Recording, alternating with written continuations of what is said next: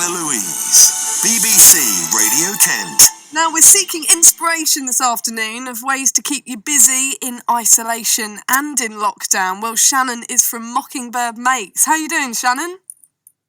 Hi, I'm great, thank you, love. How are you? I'm not bad, all things considered. How's your first week in lockdown been, Shannon? Have you been going stir crazy? No, as a small business, I work from home myself.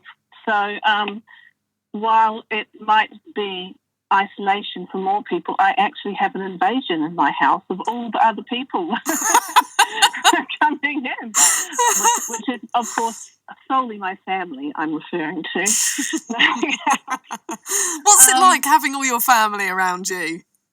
Well, okay, it's not going to be really easy, but there are so many pluses to it. Being able to see my children on a daily basis, it can get annoying, of course, but to see how they react to different situations, they're learning, their sense of humour that's coming, it's quite an honour to be a part of that right now. So as well as, your day job as an artist, Shannon, are you also homeschooling as well? I'll use that term very, very loosely. I am standing alongside my children while they do their homework and their schoolwork. But yes, that like millions of other parents, dropped into that hot pit of, teachers are amazing, right? What are you all doing to kind of keep sane, when you're not working or not doing schoolwork? Because it is such a different way of life, isn't it, that we're experiencing this week? I don't know about you, but it's felt like a real shock to me.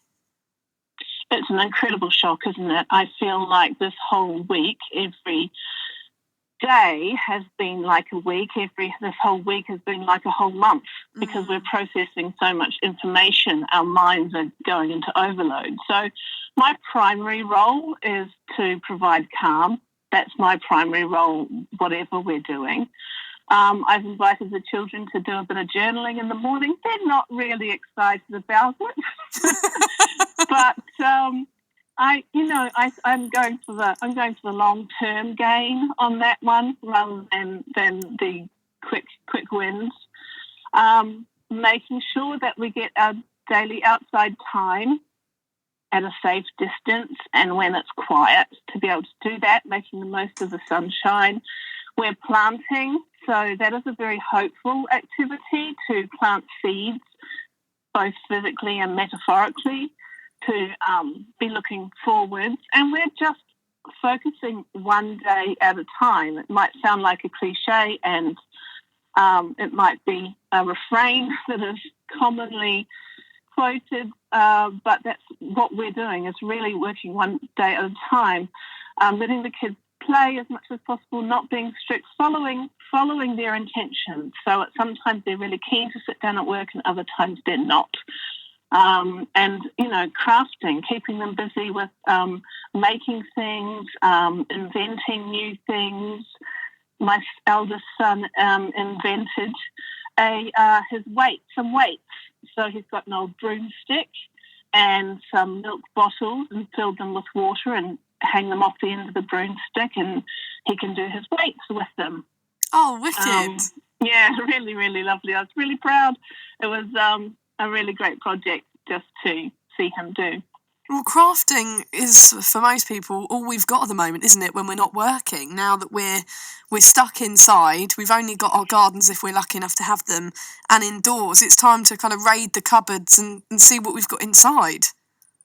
It really is. It's a great opportunity to do that, and it's a double bonus, because it's also all we can do, but it's what can help support us through this as well, because making with our hands really, really soothes our sympathetic nervous system. This is the flight or fight system. Oh. And I think I'd be pretty right in saying that a lot of us are living in that place a lot more in the past few weeks than we ever have.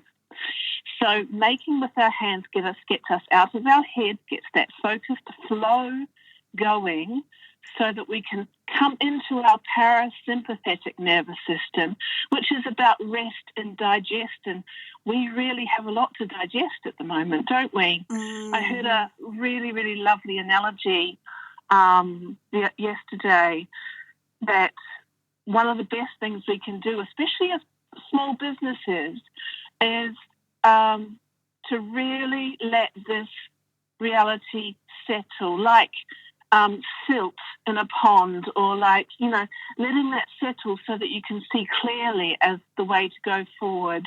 We don't all need to be learning all the languages and all of the things that are being offered to us right now. It's full. The airwaves are full with offerings, which is great. But just because they're there, we don't need to take them. We don't need to pivot our businesses immediately. What we can do best for our businesses, for ourselves individually, and what making allows us to do is to let the sediment settle to the bottom so we can see clearly how we want to move forward. It's so true, isn't it? Taking the time to process. I was doing some DIY on the farm this week, and I was doing some painting, and I was thinking, because this situation does get you feeling panicked at points, and when you start looking ahead, like you say, if you look too far ahead, you think, oh, how am I going to cope with this?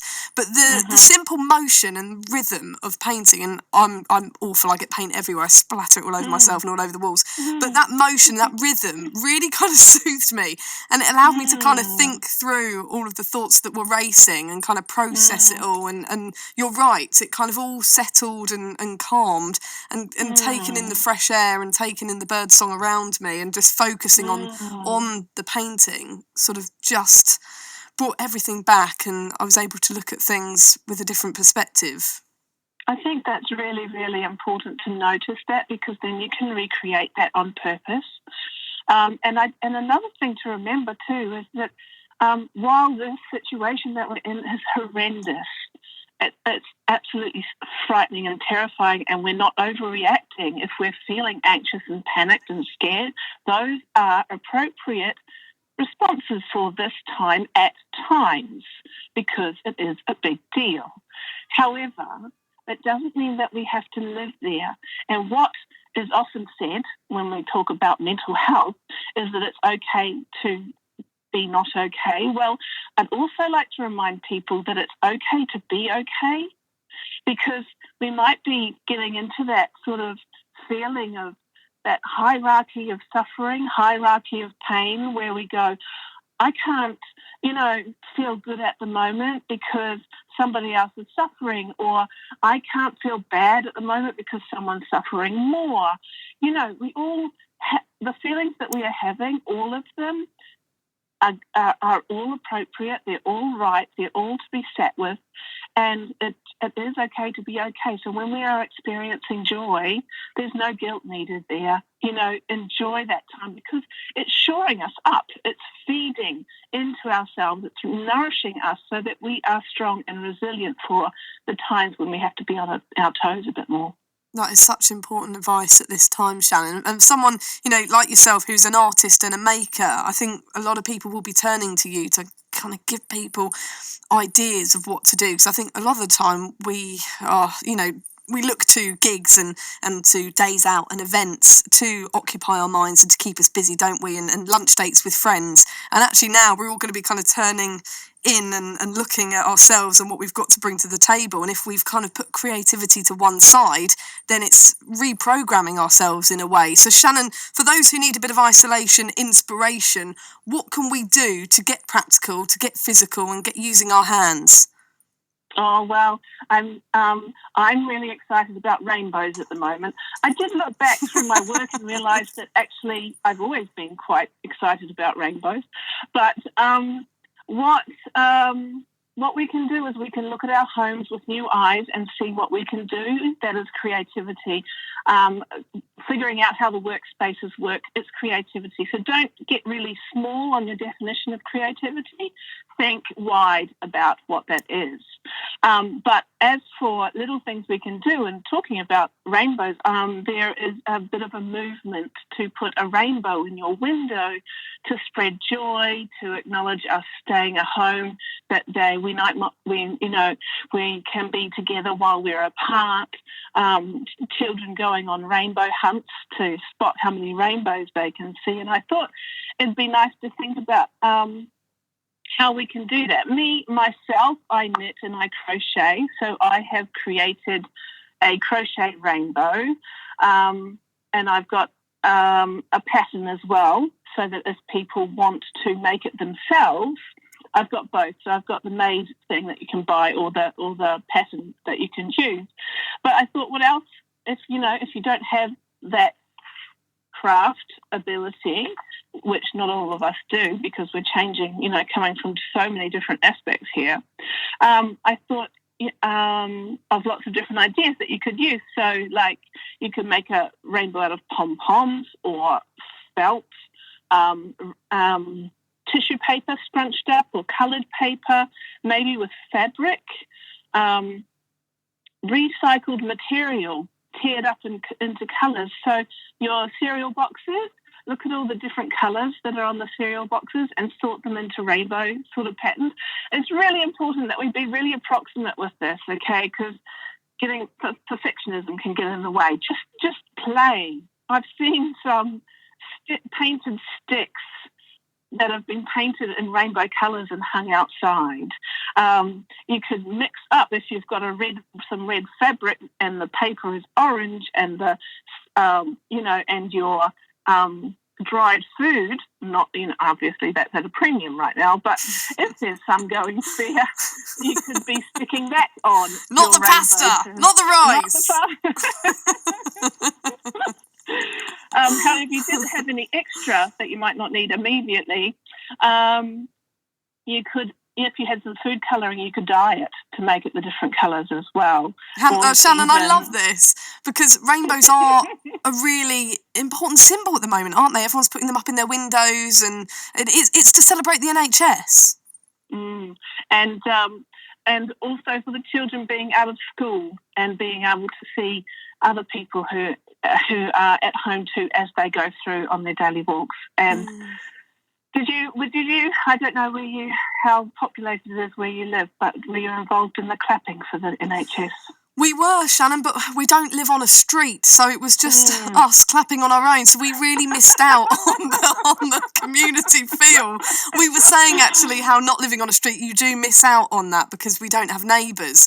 But what we did was then tune into the news afterwards and social media, and everyone put up all their videos and pictures, and it was amazing. Just seeing everyone coming out, and I did feel very jealous that everyone was experiencing that community vibe. Did you go out and clap, Shannon?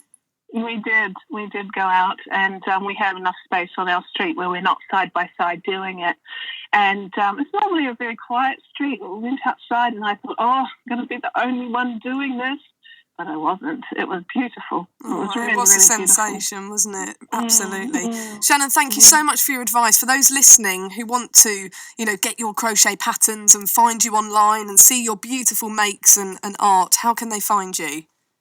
If you Google Mockingbird Makes, you will find me on Google there. Shannon, thank you so much. Take care. Stay safe, won't you? Thank you so much. You too. You're listening to BBC Radio Kent, Anna-Louise.